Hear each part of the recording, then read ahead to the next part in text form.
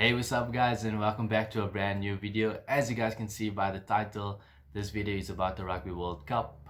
For those of you that don't know, I am a massive rugby fan. I played some rugby while I was at school and some club rugby afterwards.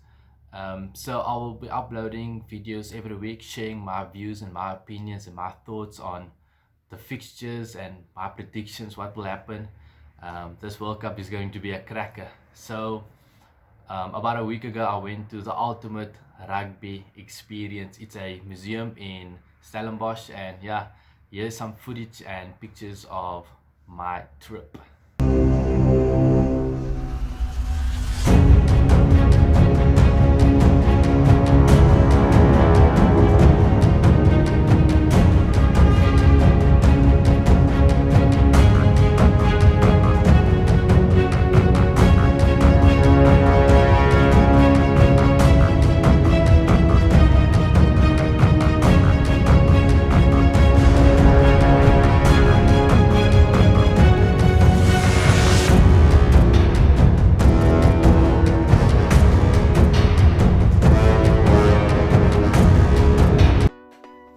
So to start us off with some news, and the news will be revolving around the Springboks versus the All Blacks match.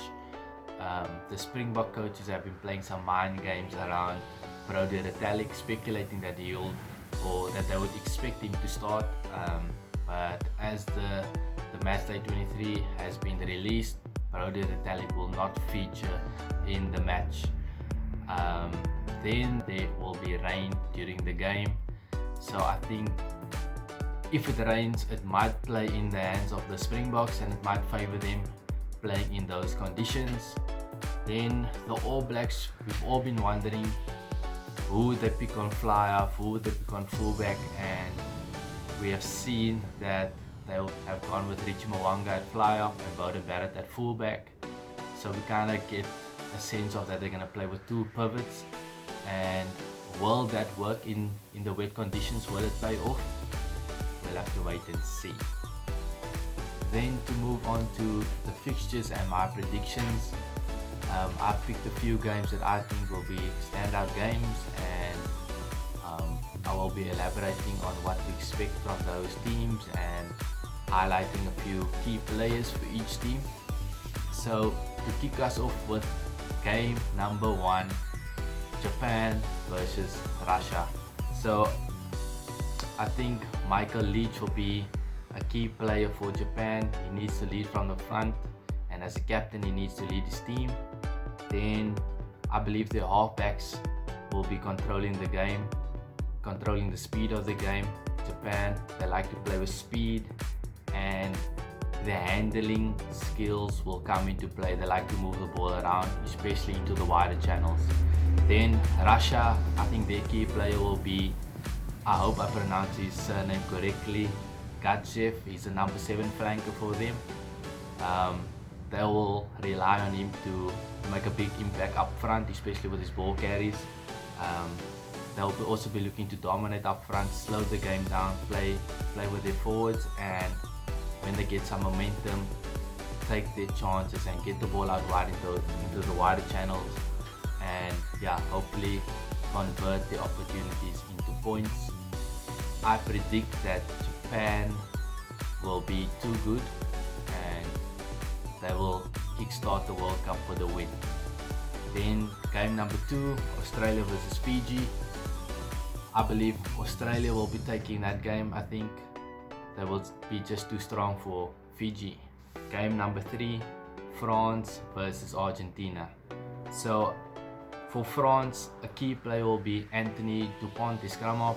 I think he will need to control the forwards and the backs, be the link between the two, and I think he will play a vital role. Then France, they need to dominate up front, get some momentum with the forwards, and then the halfbacks again dictating the game, deciding when to make the game slow and when to speed it up. Then for Argentina, key player will be Nicolas Sanchez. He has played in France now recently, I think it was for a year. So I think his experience and getting to know some of the French players will be really important for Argentina, and I think it will give them the edge. They'll also try to get momentum with their forwards, especially with their ball carriers running through the midfield, taking it up and trying to get their team going forward, and then with Sanchez dictating play, getting the ball out wide to the speedsters. They have great outside backs with some pace and great skill. So I believe Argentina will be too good for France. Moving on to game number 4, I think this is the game of the week. I think this is the biggest clash of the week, and it is New Zealand versus South Africa. I believe Beauden Barrett will be a key player for New Zealand, especially now that he's playing on fullback. What impact will he make having that space to create and to run with the ball, as well as his kicking game will come into play, especially those short kicks that he gives, as well as with Richie Mwanga, those cross kicks. So yeah, we'll see how they go. And then set pieces, I think they're going to use the set piece to attack from, especially with South Africa's rush defense. By having a set piece, it kind of gives them a one-on-one chance with the opponents, and I think they will try to use their set pieces to score some tries or to gain lots of meters. Quick ball will be key for them. Aaron Smith at the breakdown, trying to get quick ball to speed up the game. Then we heard Ben Smith allude to exposing the South African rush defense. We do not know what tactics they will be using, but let's wait and see, and maybe they can exploit the Springboks outside centre or wing that likes to rush up. So we'll see how that goes. Then South Africa key players will be Faf de Klerk, Andre Pollard and Willie Leroux. I think their kicking game will be really important. They need to be on point, they need to execute. They can't afford to make any mistakes in those regards for the kicking. Then ball disruption. At the breakdown, they'll try to be slowing that ball down. They're not going to give the All Blacks any quick ball, and we know they have some good forwards, Malcolm Marx, Dwayne Vermeulen, guys that can slow the ball down there. Then a big defense. South Africa, they pride themselves on defense, and I think a massive defensive effort will be needed against the All Blacks. Then taking the points on offer, I think it doesn't matter how far the penalty will be, if it's 50 meters out, 20 meters out, doesn't matter where it is on the field. I think Andre Pollard will go for goal, and they will take their 3 points on offer. I see the Springboks playing a very conservative game, and with the rain and the wet ball, I think that might benefit the Springboks and give them the edge, and which will make things also difficult for New Zealand, especially if they try to play expansive game. So I predict that South Africa will be winning that clash. Then game number 5, Italy versus Namibia. I think Italy's experience will just be too good for Namibia, so I think they'll be getting the win there. Game number 6, Ireland versus Scotland. Key players for Ireland, Conor Murray, Jonathan Sexton. They're going to need to control the game. They're going to control the team, lead the team in all the areas of the park, and I think they will be the key players. They look to dominate up front with their back or forwards, and then taking the points on offer. We know Jonathan Sexton with his kicking boot, he's got a very accurate boot, so I think any points on offer they'll take it.